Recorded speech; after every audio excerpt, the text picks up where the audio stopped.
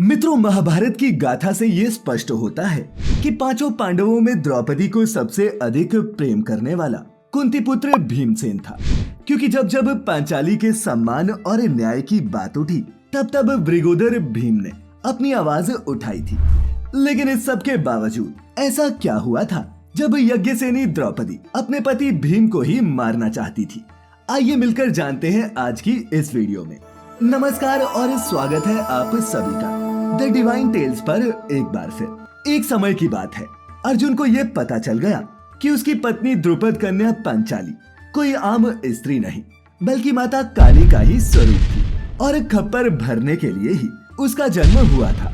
इस बात की जानकारी मिलते ही संसार के सर्वश्रेष्ठ धनुर्धर अर्जुन अपनी पत्नी द्रौपदी की सेवा करने लगे। आपको ये हम पहले भी बता चुके हैं कि पांचों पांडवों ने मिलकर फैसला किया था कि एक बार में एक ही पांडव द्रौपदी के साथ समय व्यतीत करेगा और जो भी पांडव उसके साथ रमन करेगा वो कक्ष के बाहर अपने खड़ाऊ उतार देगा ताकि अन्य भाइयों को ये पता रहे कि अंदर कोई ना कोई है। एक दिन की बात है, भीम ने खड़ाऊ पर ध्यान नहीं दिया और वो सीधे कक्ष के अंदर चले गया। जब वो कुटिया के अंदर पहुंचा तो उसने देखा कि अर्जुन पांचाली के पैर दबा रहा है। ये देख भीम का क्रोध 7वें आसमान पर पहुंच गया। उसने ये देख अर्जुन के ऊपर अपनी गदा से प्रहार करने की सोची और ऐसा किया भी। लेकिन द्रौपदी ये सब देखकर खड़ी हो गई और भीम को रोकने का प्रयास करने लगी। फिर जब इस बात को लेकर शोर मचा तब धर्मराज युधिष्ठिर भी वहाँ उपस्थित हो गए और उन्होंने भीम से कहा, अनुज, तुम हमेशा किसी न किसी बात पर विवाद करते रहते हो। अब तुम्हारे क्रोध का क्या कारण है? तुम अपने छोटे अनुज को ही क्यों मारना चाहते हो? इसके बाद भीम का गुस्सा और बढ़ गया और उसने अपने भाई से कहा, भ्राता, आप सामने से हट जाएं। मैं अर्जुन को आज जीवित नहीं छोड़ूंगा। मैंने देखा ये एक नारी के पैर दबा रहा था जो इसकी पत्नी है। इस जैसा मनुष्य पृथ्वी पर जीने लायक नहीं है। अब चूंकि युधिष्ठिर भी द्रौपदी के असली स्वरूप से वाकिफ थे तो वो बोले, पांचाली का जन्म आग से हुआ है, इसीलिए उसे यज्ञसेनी कहा जाता है। अपने अपने प्रेम की बात है, तुम्हारा अर्जुन पर इतना क्रोधित होना उचित नहीं। इतने में नकुल और सहदेव भी वहाँ आ जाते हैं और भीम को समझाने लगते हैं, लेकिन भीम का क्रोध शांत नहीं होता। इस घटना के बाद भीम क्रोध में आकर प्रातःकाल ही घर का त्याग करके चला जाता है।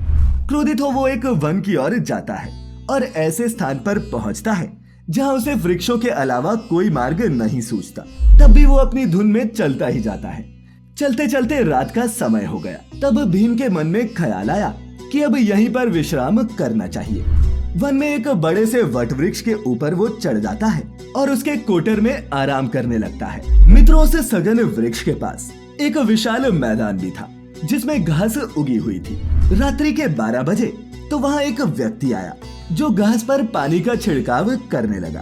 तभी भीम की आंख खुली और वो ऊपर से ये नजारा देखने लगा।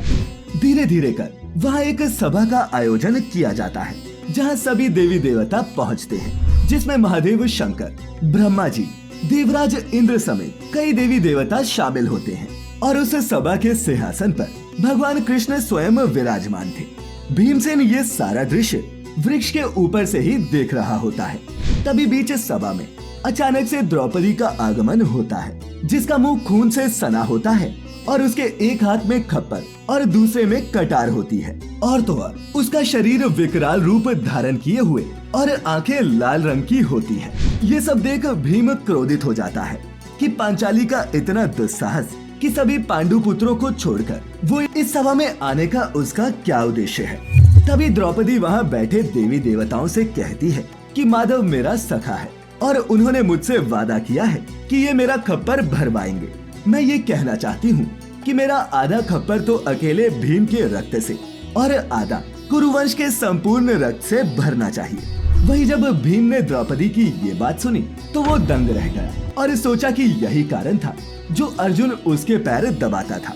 इसके बाद श्री कृष्ण पांचाली से कहते हैं, सखी थोड़ा धैर्य रखो। कुछ समय बाद इस भूमि पर महायुद्ध यानी कि महाभारत होगा और उस युद्ध में तुम्हारा ये खप्पर भर जाएगा। प्रभु की ये बात सुन भीम हिल जाते हैं और इसके बाद रात का समय और सभा खत्म हो जाती है। सभा पूर्ण होने के बाद सभी देवी देवता अपने अपने लोक में चले जाते हैं अब भीम भी उस वृक्ष से नीचे उतरता है और सोचने लगता है कि द्रौपदी कोई साधारण स्त्री नहीं।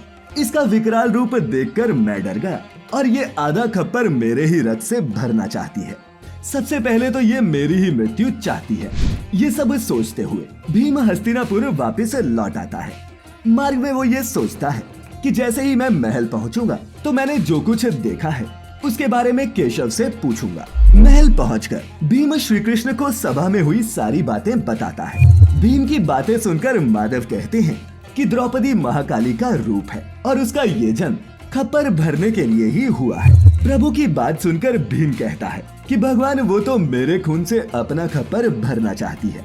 वो मुझसे भी ज्यादा शक्तिशाली है और वो मुझे नहीं छोड़ेगी।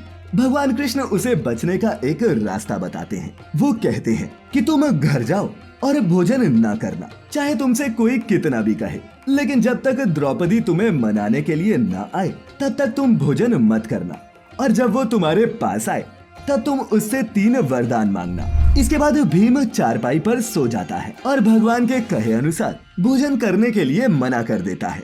धीरे धीरे परिवार के सभी सदस्य उसे मनाने आते हैं, लेकिन वो नहीं मानता। अंत में द्रौपदी आती है और कहती है कि आर्य भोजन कर लीजिए। तब भीम कहता है, पहले तुम मुझे वरदान दो, तभी मैं खाना खाऊंगा।